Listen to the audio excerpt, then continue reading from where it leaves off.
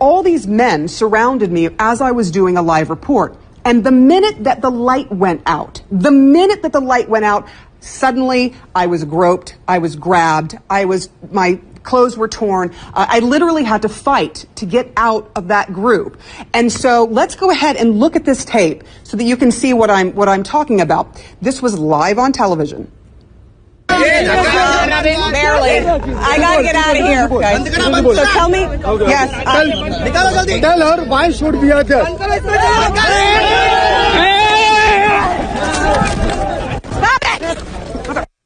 So you hear me yelling there as a woman, and certainly I was really kind of surprised by it. I wasn't scared. I was surprised by it. Why do you think that some of this goes on a daily basis where women riding the train, women riding the bus, they have to deal with being touched and groped on a daily basis? Well, I mean, I've lived in India too, and I think you're right in saying that there is a strong culture in India, I think, of what they call eve teasing.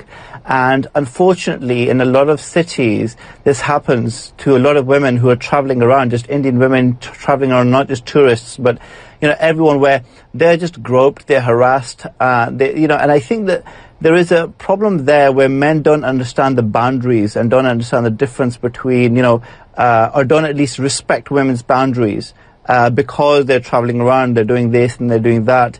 And to me, it's a part of a growing problem in India whereby men are coming over from villages, they're coming to cities where they don't really understand the norms of more cosmopolitan cities, they don't really understand the moral boundaries there. They've not really interacted with women properly all their lives because Indian culture is very conservative.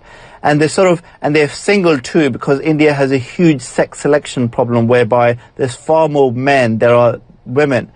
So I think those factors have come together now increasingly in India, and so what's happening is you see an upsurge in rape, you're seeing an upsurge in trafficking, there's a lot of growing amount of women complaining about harassment, sexual harassment.